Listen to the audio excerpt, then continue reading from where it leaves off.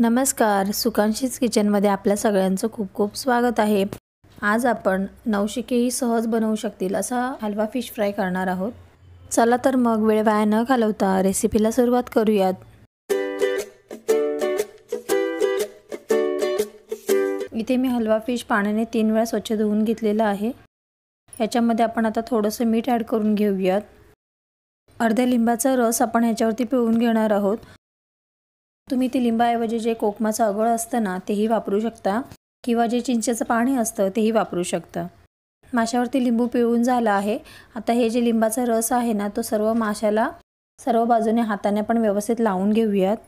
माशाच्या पोटाकडील जो भाग आहे त्याच्यामध्ये माशाची अंडी आहेत। ही अंडी मी न काढता त्या माशामध्येच ठेवली। ही माशाची अंडी खरंच खायला खूप चविष्ट लागतात।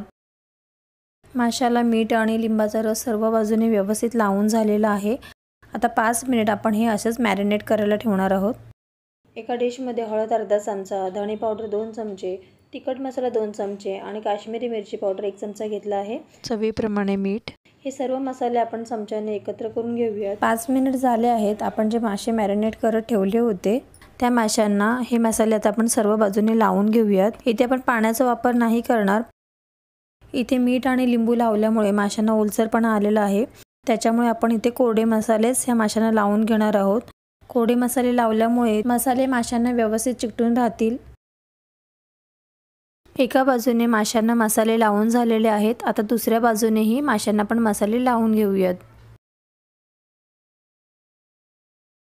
मसाले माशांना लावताना त्याला हलक्या हाताने दाब द्या, म्हणजे जे मसाले आहेत ना ते माशाला व्यवस्थित चिकटून राहतील।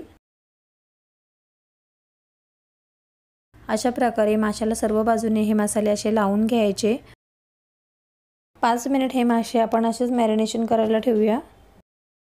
5 मिनिट झाले आहेत। आता आपण मासे फ्राय करायला घेऊयात। तवा चांगला गरम करून घ्यायचा व गॅस फ्लेम लो ठेवायची।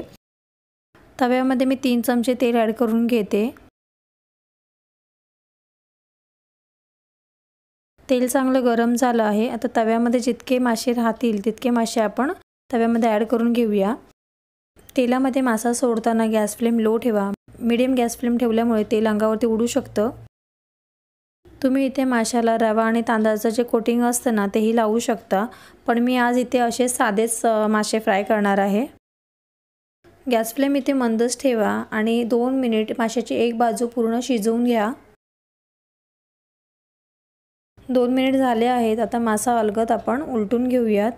तुम्ही इथे 2 चमच्याचा वापर करूनही अलगद मासा उलटू शकता। आता माशाची दुसरी बाजूही 2 मिनिट आपल्याला चांगली शिजवून घ्यायची आहे। थोडी कढीपत्त्याची पानं आपण ह्याच्यावरती ॲड करून घेऊयात। कढीपत्त्याच्या पानांचा जो स्मोक असतो ना त्याच्यामुळे ह्या माशाला छान चव येते। नक्की ट्राय करून बघा।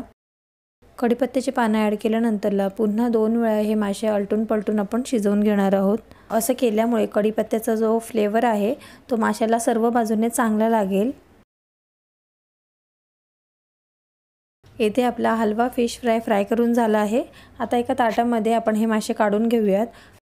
बाकीचे उरलेले मासेही आपण अशा प्रकारे फ्राय करून घेऊयात।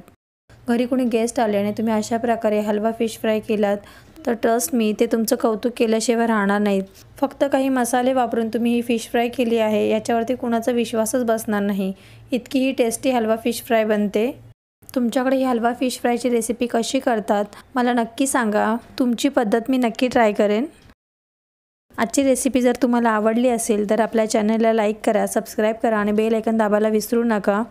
पुन्हा भेटू नवीन व्हिडिओमध्ये। तोपर्यंत बाय।